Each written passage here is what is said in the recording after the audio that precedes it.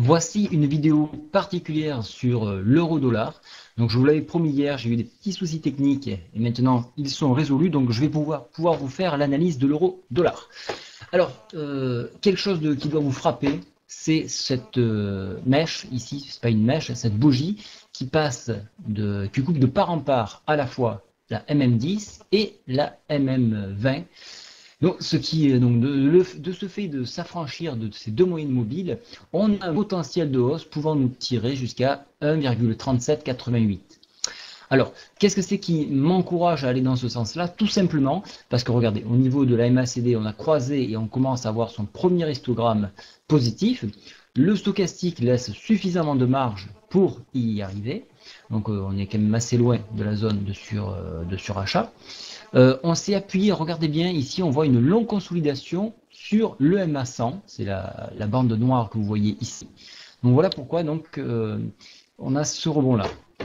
Je vais maintenant tracer une petite fourchette d'Ambrose, vous allez en comprendre beaucoup plus. Alors voilà. Je vais s'embêter, alors attendez, on va la reprendre. Vous allez voir. Hop, hop.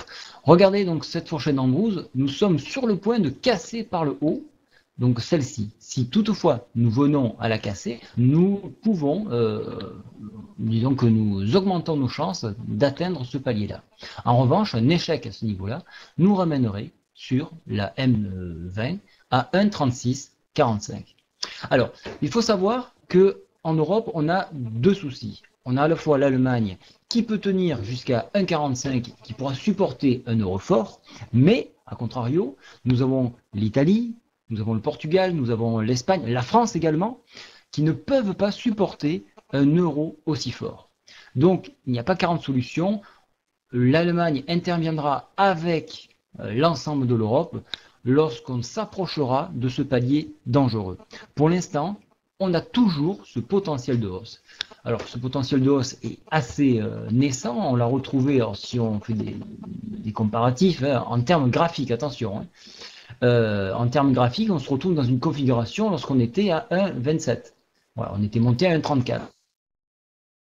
Pas mal, ça vous porte à peu près à 1,45.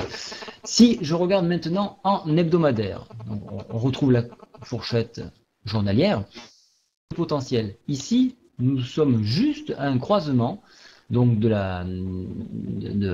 moyennes ici. Donc ce qui nous conforte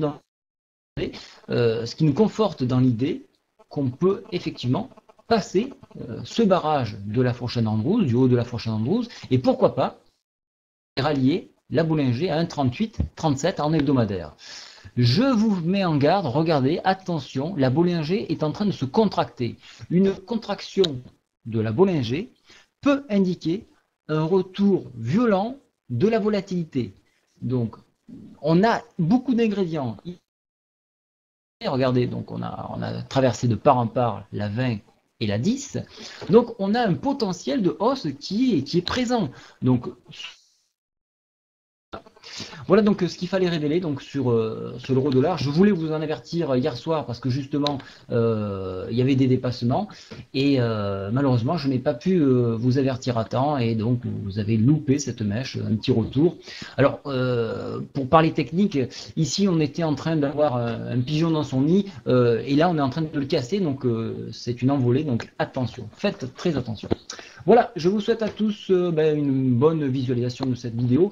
Marquez absolument en bas de la vidéo, dans commentaires, le ressenti que vous avez sur la qualité visuelle et la qualité, bien sûr, de cette prestation. Voilà, n'hésitez surtout pas, bien sûr, à partager cette vidéo. Je vous remercie. Au revoir.